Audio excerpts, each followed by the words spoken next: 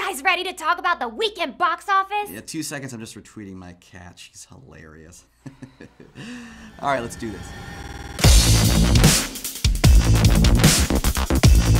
Hey, I'm Tom Font. And I'm Meg McCarthy. You guys have not seen me before because this is my first time on CineFix. Super excited. Let's see. My favorite Avengers, Thor. My favorite movies, Dog Day Afternoon. I always get popcorn at the movies. And if I'm feeling extra crazy, I'll get Twizzlers. But never Red Vines. Get that shit out of my face.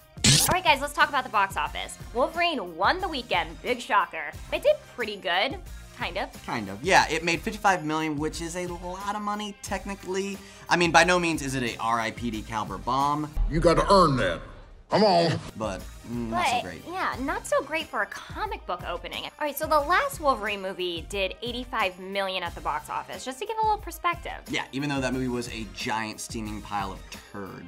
No, I didn't mind it. You know, I loved little Liev Schreiber in it with those claws. Give me a little back scratch. Okay, I wasn't factoring that in, I guess. But I'm sorry, Ryan Reynolds as Deadpool, but he wasn't really Deadpool. He was just this weird guy with sword hands. I can't ever watch that again. All right, well, so Tom, since you hated the first Wolverine, Yeah. do you think this is why people didn't see this one, maybe? No, honestly, I was excited to see the Wolverine because it was like, all right, great, let's clean the slate and start anew. If anything, I thought it would help it. Man of Steel was the last comic book movie to come out, and that did $116 million, and the reviews on that were, alright. So I was thinking that this was gonna do better. Yeah, absolutely. So, I don't know, it's a little bit of an enigma.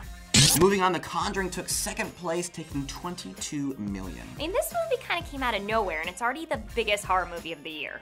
It's on pace to pass $100 million next weekend, and that is really good for a horror movie, and I am so upset that I haven't seen it. I'm a huge horror movie fan, and everyone I've talked to says it's amazing. I cannot wait to see it. I will see it this week.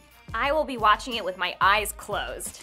Despicable Me 2 came in third with $16 million. Now, this is another movie that did way better than anyone expected. And when I mean anyone, I mean me. Yeah, this movie made over $300 million, which makes me break out into a cold sweat. The last animated film to do that was Toy Story 3. And I'm not a hater or anything, but like, Toy Story 3 was a gem. This was not nearly as good as that. Okay, well, that is hating a little bit, but I completely agree. Speaking of hating, Turbo came in fourth, the kids movie that makes me think, wow, I'm really happy I don't have kids and I'm not obligated to see this movie. Speaking of Turbo, Ryan Reynolds is bombing it this year. Yeah. First with R.I.P.D., now with Turbo. Wow, aren't you just a little ray of sunshine? I mean, what do you think this means for his career? Whatever it means, it's not good. I mean, you could say the rule of three bombs means your career is in dire straits. Green Lantern, R.I.P.D., Turbo, that's 3 right there. 3.5 if you count X-Men Origins Wolverine. Oh, and I don't want to because I don't want to admit that movie exists.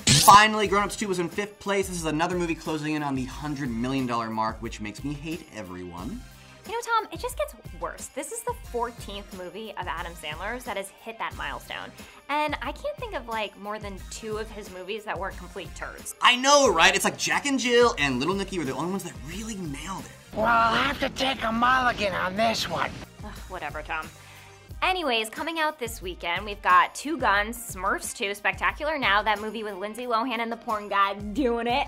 Tom, what are you gonna see? I think I will skip all those and go see The Conjuring. You know, I might watch the Samoan Thor in G.I. Joe Retaliation, which comes out on Blu-ray this week.